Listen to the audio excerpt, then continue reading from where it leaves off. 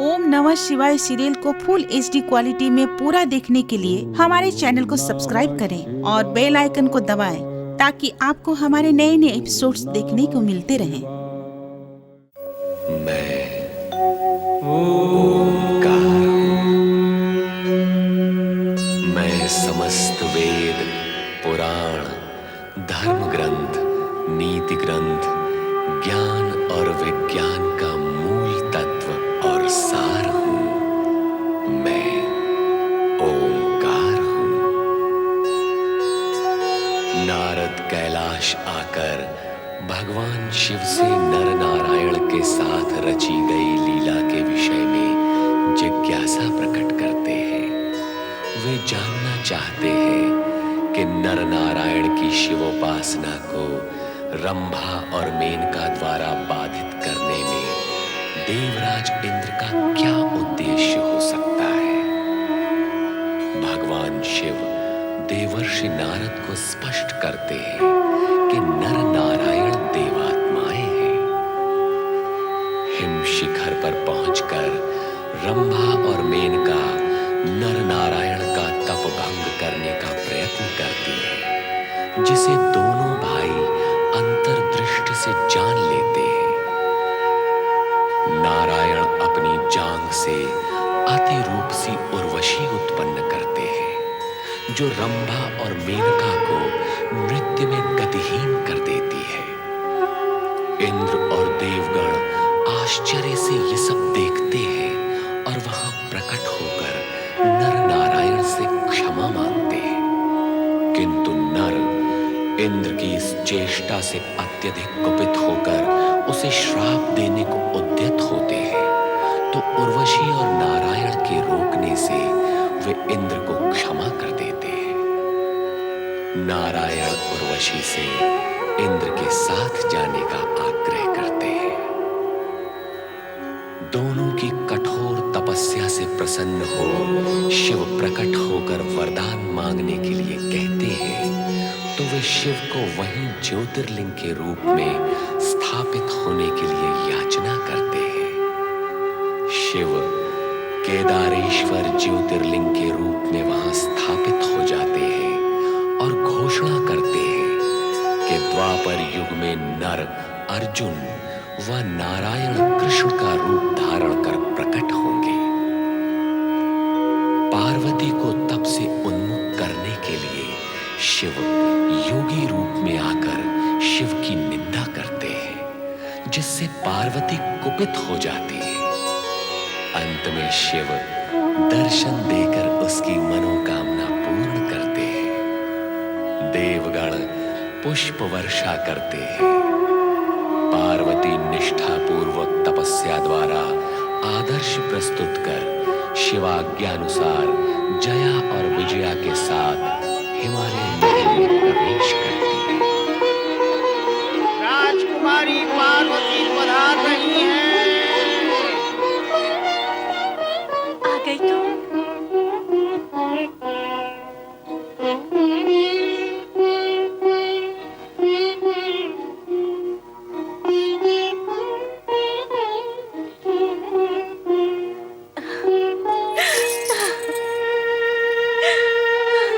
मेरी बेटी, माते, मेरी पुत्री।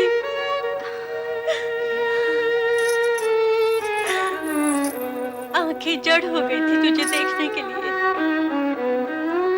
हाँ पुत्री, तुम आई हो तो ऐसा प्रतीत होता है जैसे इस राजभवन में और हमारे जीवन में पुनः प्रकाश लौट आया है।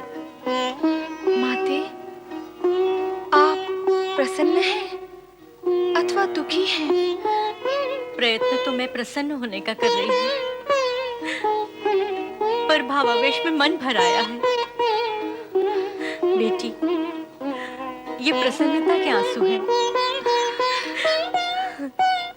बहुत दिनों बाद देख रही हूँ ना तुझे। अब बस करो महारानी। भविष्य में अपनी पुत्री को देने के लिए कुछ तो ममत्व और वात्सल्य शेष रखो। माँ के मन में ममता का महासागर होता है स्वामी, और सागर कभी रिक्त नहीं होता। हाँ महारानी, सत्य कहती हो। पार्वती, तुम और तुम्हारी दोनों सखियां अत्यंत प्रसन्न दिख रही हो। और तुम तीनों को प्रसन्न देखकर हम दोनों प्रसन्न हैं। बात ही प्रसन्नता की है महारानी। पार्वती कितने समय से कितना कठोर तप कर रही थी, आज उसकी तपस्या सफल हो गई। सत्य कह रही हो? हाँ महाराज, स्वयं भगवान शिव ने पार्वती की शिव भक्ति की परीक्षा ली और विवाह की स्वीकृति भी प्रदान की। अब किसी भी समय पार्वती की विवाह के लिए उनका संदेश आ सकता है। यदि उनका संदेश आएगा तो हम उसका स्वागत करेंगे। हाँ पिताश्री, हमारी प्यारी बहन का विवाह है, ये तो बहुत प्रसन्नता का विषय है। मीनाक्षी, तुम? हाँ पिताश्री। जया विजया, जाओ अपनी सखी को ले जाओ और इसे राशि वस्त्रों से सजा दो। जाओ पुत्री।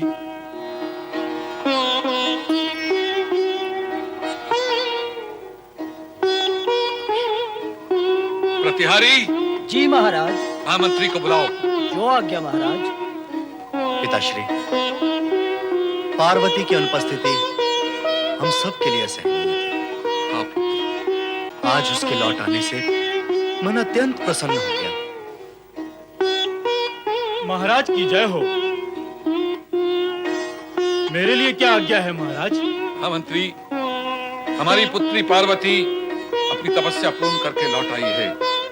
हम चाहते हैं इस उपलक्ष्य में हमारे समस्त राज्य में एक उत्सव का आयोजन किया जाए। आपकी आज्ञा का पालन होगा महाराज। माताश्री, इस प्रसन्नता के सुअवसर पर आप इतनी अप्रसन्न और चिंतित क्यों हैं? मुझे चिंता है अपनी पुत्री की। जिस मनोरथ को प्राप्त करने के लिए उसने इतना कठोर तप किया, इतना कठोर तप, क्या उसके पूर्ण हो जाने पर वो उस कैलाशवासी भभूतधारी वैरागी शिव के साथ प्रसन्न रह सकेगी? आपकी चिंता निराधार है मां। आप इस चिंता को भूल जाइए। हमें तो पार्वती के सुख में ही अपना सुख ढूंढ लेना चाहिए।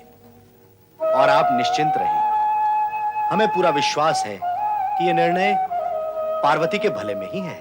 हाँ महारानी, अपने पुत्र की बात मानकर अपनी पुत्री के विषय में सोचो। कितने समय पश्चात हमारी पुत्री लौट कर आई है। इन सुखद क्षणों को व्यर्थ नष्ट मत करो महारानी। आओ हम सब मिलकर हर्षोल्लास मनाएं।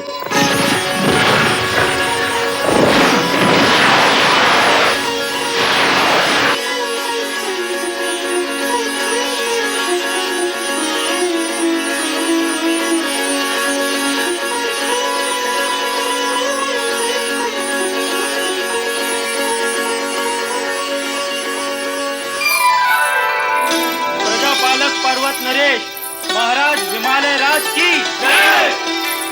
दया निधि गौ रक्षक प्रतिपालक महाराज हिमालय राज की जय। महारानी मैना देवी की जय। महाराज हिमालय राज और महारानी मैना देवी की लाडली सुपुत्री कुमारी पार्वती की जय। महाराज हिमालय राज और महारानी मैना देवी की लाडली सुपुत्री कुमारी पार्वती की जय।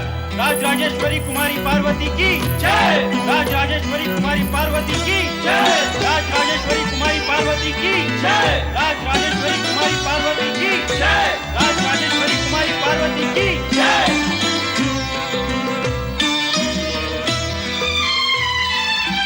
प्रिय सभासदों, राज्य के अधिकारियों एवं माननीय अतिथिगण, जैसा कि आप सभी को ज्ञात है कि हमारी पुत्री पार्वती एक अंतराल के पश्चात अपना धार्मिक अनुष्ठान पूर्ण करके लौटी है। इसी उपलक्ष्य में हमने इस हर्षोल्लास के कार्यक्रम का आयोजन किया है।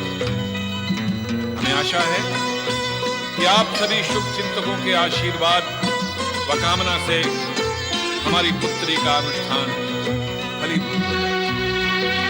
इस हर्षोल्लास की बेला में हमने नृत्य, गान एवं स्वांग का आयोजन किया है।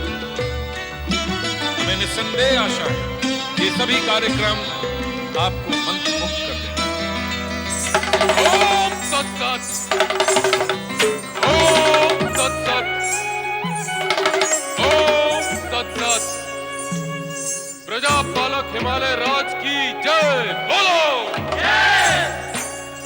राजेश्वरी मैना रानी की जय। बोलो प्रजा प्रिय युवराज मैना की जय। बोलो प्रियदर्शी राजकुमारी पार्वती की जय। पुत्री के अनुष्ठान से हर्षित होकर आपने सभी को इस हर्षोत्सव में सम्मिलित किया।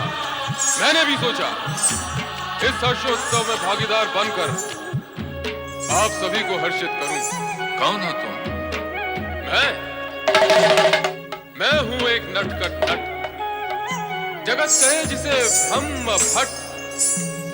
नट से बन जाऊं मैं नटेश्वर। जगत माने से परमेश्वर।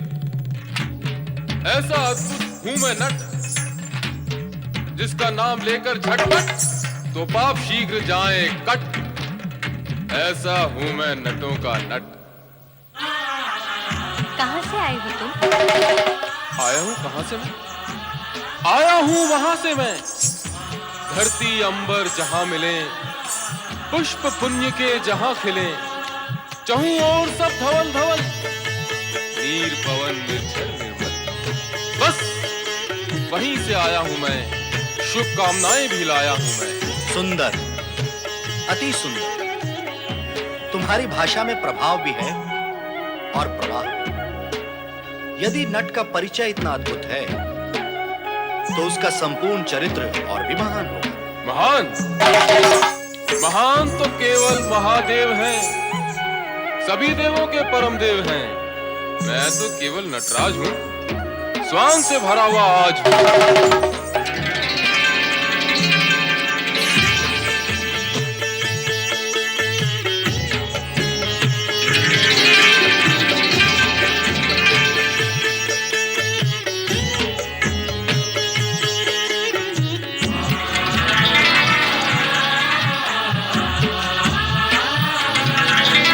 नटराज, तुम महादेव के भक्त भी हो। महादेव का भी और महादेवी का भी।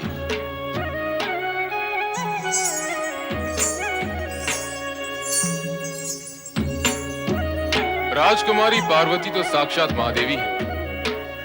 सुंदर वस्त्रों और आभूषणों से कैसा सुंदर रूप निखर आया है। सलोने मुख पर खिलते फूलों से मुस्कुराहट, माथे पर नागिन सी बल खाती लट, काली तिरछी भौहें जैसे भौरे लेते करवट, बाकी चितवन जिसे देख खिल उठे मन, मानो उमड़े हो काले घन। कितना भव्य है ये सांसवर और कितनी सुंदर है ये बंठन। ऐ नट, अपनी सीमा और मर्यादा में रह। शांत राजकुमार मैनाक राज, क्रोध नहीं है भला काज। हर्षोल्लास का दिन है आज, नाचो गाओ बजाओ साज, अन्यथा गिर जाएगी तुम्हारी लाज। अरे ओ नट, तुझे उचित अनुचित का कुछ भी ज्ञान नहीं है? महारानी जी, मैंने अनुचित क्या कहा? मैं तो एक नट हूं, स्वांग भरता हूं, शब्दों के चित्र बनाता हूं। यदि फिर भी आपकी दृष्टि से मैंने कुछ अपराध किया हो तो क्षमा करो इस नट को।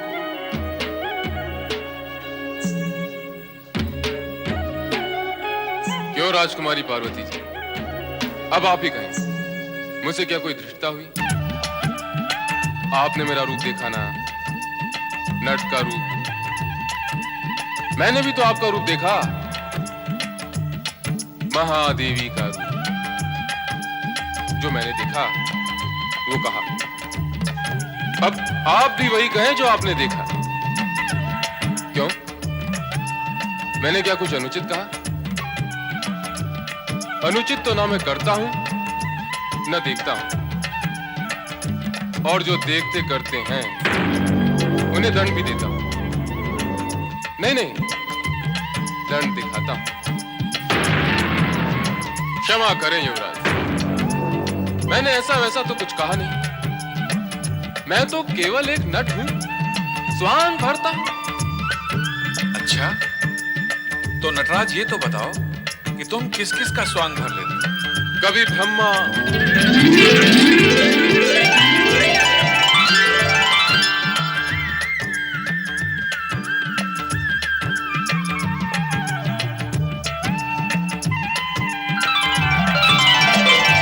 कभी विष्णु,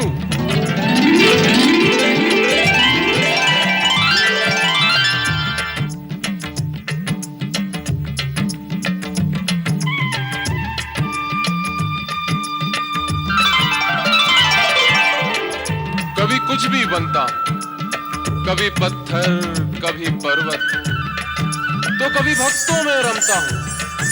अच्छा, इतने सारे रूप धर लेते हो? यूं तो है मेरे रूप अनेक, फिर भी मैं हूं केवल एक। क्रोध करूं तो अहंकार हूं, शांत रहूं तो ओमकार हूं। ये सब प्राणी चित्र है मेरे, और मैं इनका चित्रकार हूं। नटराज, तुम अद्भुत, उत्तम रूपकार, चित्रकार और कलाकार। तुमने हम सभी को अपनी शब्द चित्रकारी और वाणी कौशल से प्रसन्न किया है। तुमने हम सबका मनोरंजन किया है। तुम पुरस्कार के अधिकारी हो। हम भी तुम्हें प्रसन्न करेंगे। जी महाराज। नहीं,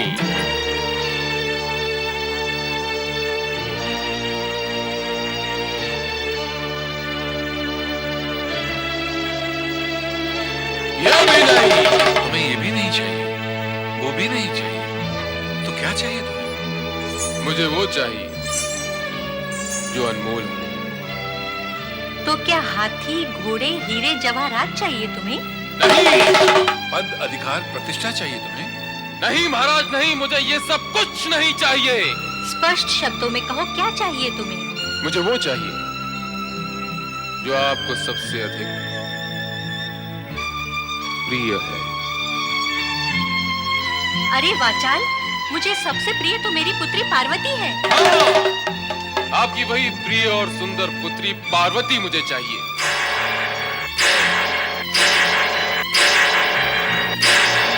दुष्ट, पापी, अधर्मी, तेरा ये दुस्साहस परिणाम जानता है अपनी धृष्टता का। मैं तुझे जीवित धरती में गड़वा दूंगी। हम तुम्हें भूखे शेरों के सामने डलवा देंगे। ये कहाँ का न्याय और नीति? अरे अधम, लाज नहीं आती तुझे न्याय और नीति की बातें करते हुए? लाज कैसी?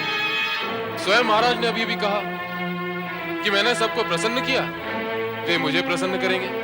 पर कहा, यहाँ तो सब मिलकर मेरे प्राण लेना चाहते हैं। जब मैंने आप सबको प्रसन्न किया, तो मुझे भी प्रसन्न किया जाना चाहिए। तो क्या एक नट को प्रसन्न करने के लिए हमें अपनी पुत्री देनी होगी? अन्य और कुछ भी मांगो, हम तो तुम्हें प्रसन्न करना चाहते ही हैं। नहीं, और कुछ नहीं। मुझे तो केवल राजकुमारी पार्वती चाहिए। मैं तो इसे पाकर ही प्रसन्न होऊंगा। निशब्द हो जा वाचाल। सैनिकों, बंदी बना लो इस दूत को।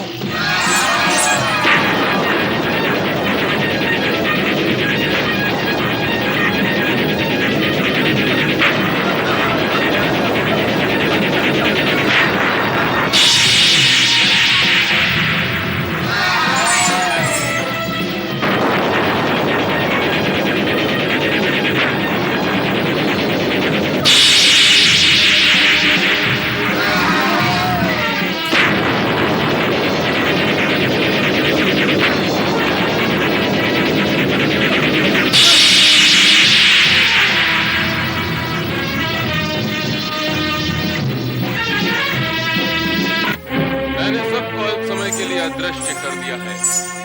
मैं जो चाहूं वो कर सकता हूं। मेरा कोई कुछ नहीं बिगाड़ सकता।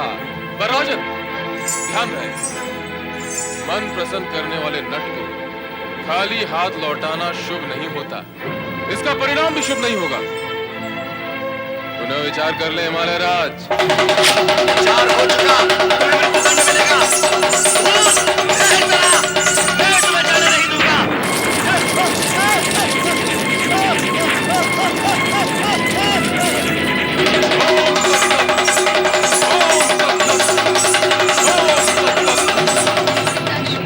माते, अतिथि का सम्मान करना हमारा कर्तव्य है। ये भली भांति जानते हुए भी आपने नटराज का अपमान किया। ये कोई सामान्य नट नहीं थे, स्वयं त्रिलोकीनाथ नटेश्वर शिव शंकर थे। नहीं, वो नट शिव शंकर स्वयं थे। मैं नहीं मानती, कदापि नहीं मानती।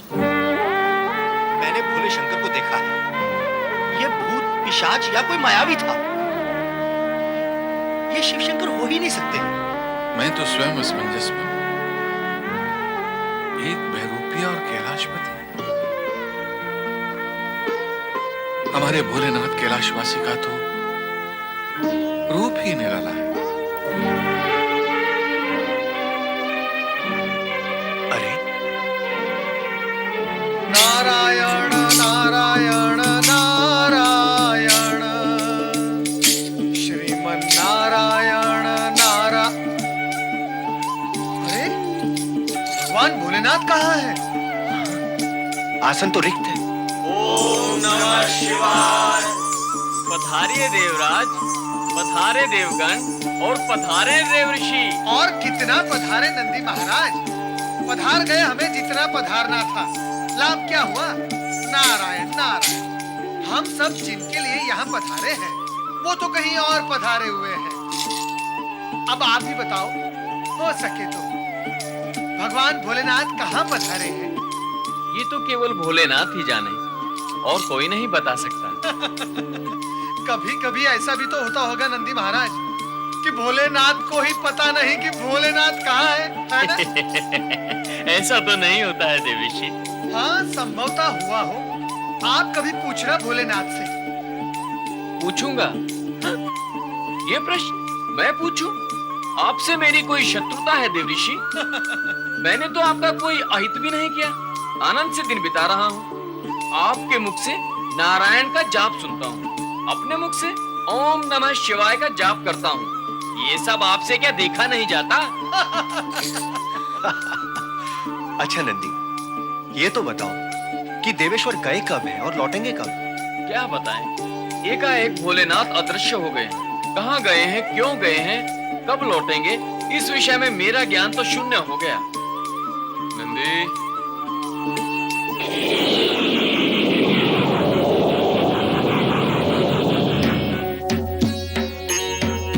नंदी, तुम हमारे साथ रहकर भी हमारे स्वभाव से परिचित नहीं हो। हम तो सदैव यही रहते हैं, कभी कहीं नहीं जाते।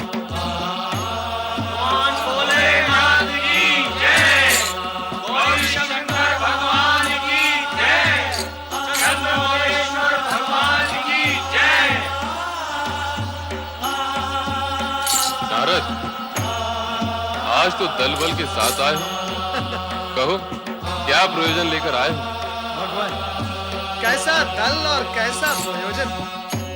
नारद, तुम्हारे होठों की फैलती मुस्कुराहट बता रही कि अब तुम्हारी लीलाओं का भी फैलाव अवश्य होगा। प्रभु स्मरण, चित्त प्रसन्नता, लोक कल्याण और होठों पर मुस्कान, यही तो जीवन है प्रभु नारद का। हे त्रिकालदर्शी, तो बात रह जाती है प्रयोजन की। तो प्रभु, मूल विषय यह है कि सब उत्कंठित है ये जानने के लिए। हाँ, इन सभी देवगण में मैं भी हूं। हम सब ये जानने के लिए उत्सुक हैं कि अब आपके विवाह में विलंब क्यों हो रहा है। हाँ देवेश्वर, सारी बाधाएं समाप्त हो चुकी हैं। स्वयं आपने पार्वती की परीक्षा लेकर विवाह की स्वीकृति प्रदान की। तो अब विलंब का क्या कारण है? विलंब का कारण तो पार्वती के माता पिता ही जाने। हम तो पार्वती को दिए वचन अनुसार हिमालय भवन में उनकी पुत्री का हाथ और साथ मांगने गए थे, किंतु महाराज और महारानी ने हमारी मांग को अस्वीकार कर दिया। अस्वीकार कर दिया? ये कैसे संभव है? हिमालय राज परम ज्ञानी है, उन्होंने ऐसा क्यों किया? हमें चलकर उनसे चर्चा करनी होगी।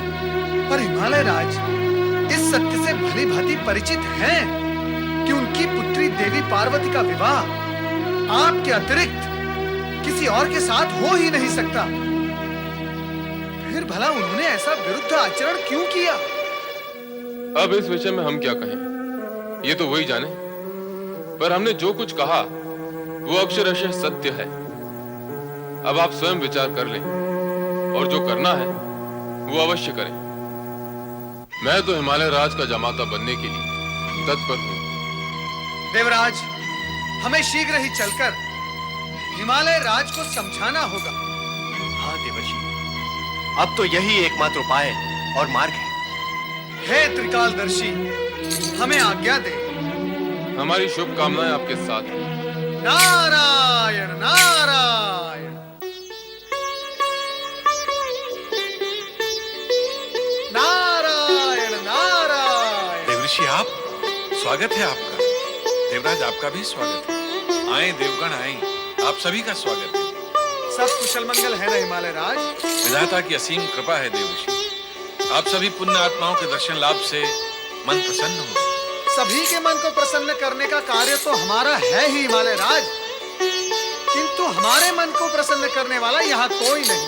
इसके विपरीत हमारे मन को अप्रसन्न करने वाले से ही हमारी भेंट हो जाती है। ऐसा ना कहें देवर्षि, आप आज्ञा तो करें। आपको किस प्रकार से प्रसन्न किया जा सकता है? नारायण नारायण, अर्थात आप अप्रसन्न करने के पश्चात प्रसन्न करते हैं। मैंने ऐसा तो कुछ नहीं किया देवर्षि।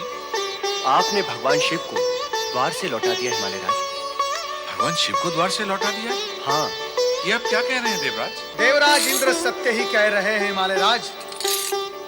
मैंने पहले ही भविष्यवाणी की थी, शिव पार्वती विवाह समीप आ रहा है। इसीलिए भगवान शिव जब आपके द्वार पर आपकी पुत्री का हाथ मांगने हेतु आए थे तो आपने उन्हें खाली हाथ लौटा दी। ये आपने उचित नहीं किया हिमालय राज।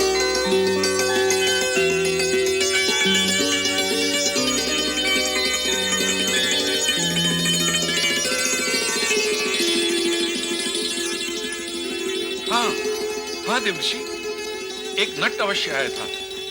वो कभी परम पिता ब्रह्मा का रूप धारण कर लेता था तो कभी भगवान विष्णु का, और उसने शिव का रूप धारण कभी नहीं किया। वो नट था देवर्षि, शिव नहीं थे। भला शिव को नट का रूप धारण करने की क्या आवश्यकता है?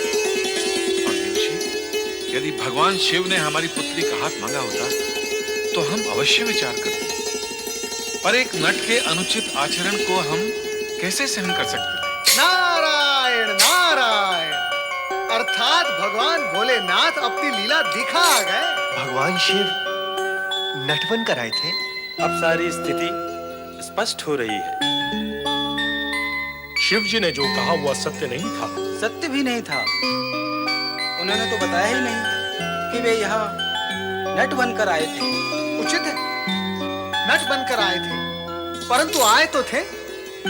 हिमालय राज, आप शिवलीलाएं नहीं समझ पाए, इसके लिए दोष किसे दे? यदि समझ जाते तो कुशल ही कुशल होता। परंतु देवर्षि, अब क्या होगा? अब नारायण नारायण, हिमालय राज को स्वयं भगवान भोलेनाथ के पास जाकर उन्हें मनाना होगा। यदि समय रहते ऐसा नहीं हुआ तो अनर्थ ही अनर्थ हो जाएगा। हाँ हिमालय राज, आप सावधान रहें और स्थिति को अपने नियंत्रण में रखें। और ये तभी होगा जब आप शिव जी को मना लेंगे।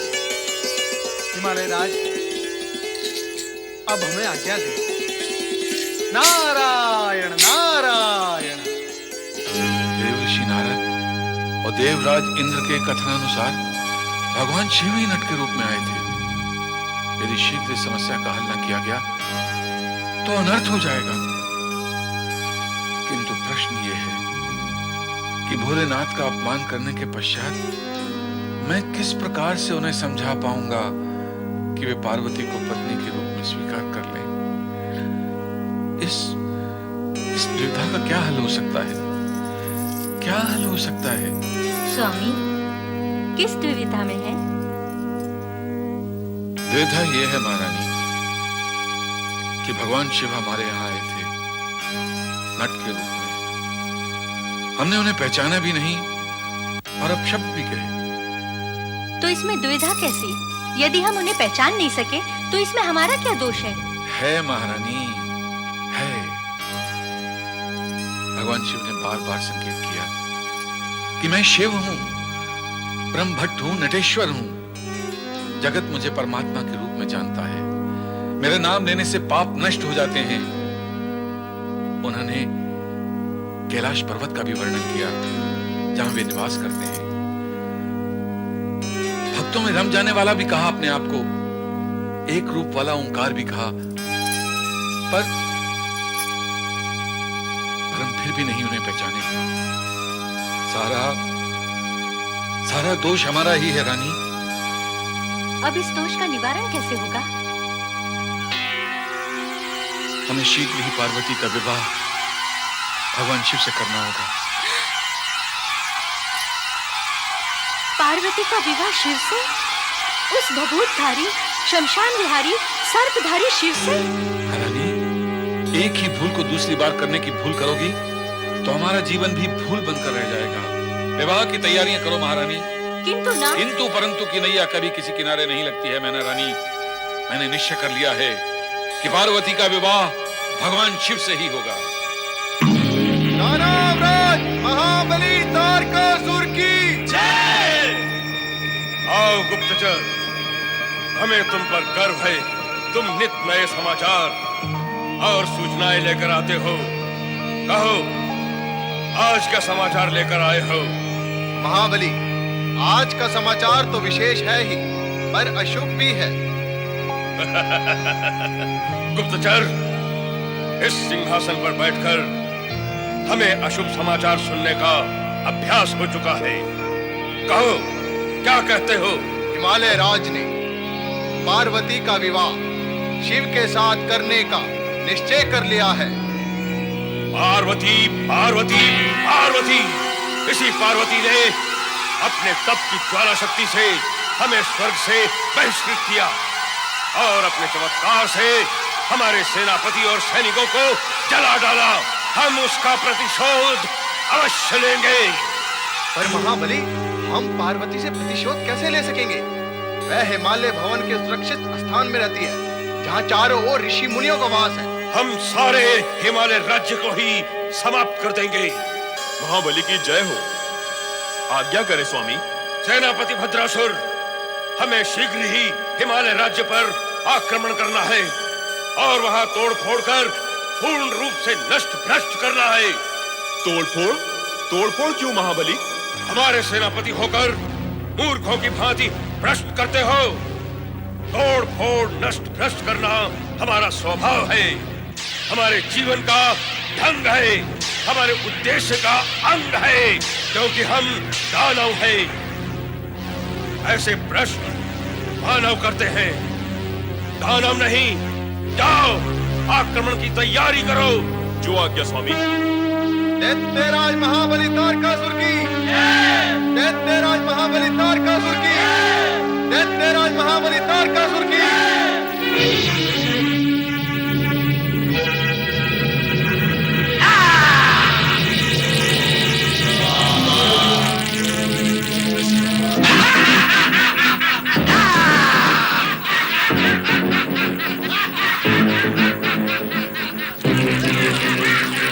समाप्त कर दो इन सबको, कोई भी हो, ऋषि या मुनि, अंत कर दो इन सबका।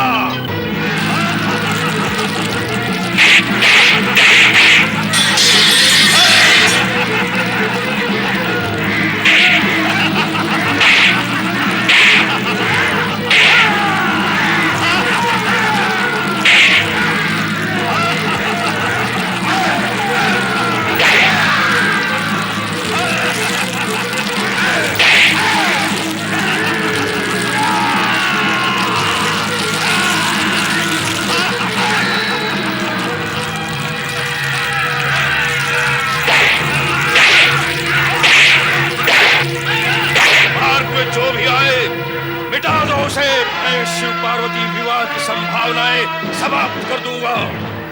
हमें अपने साथियों के वध का प्रतिशोध लेना है।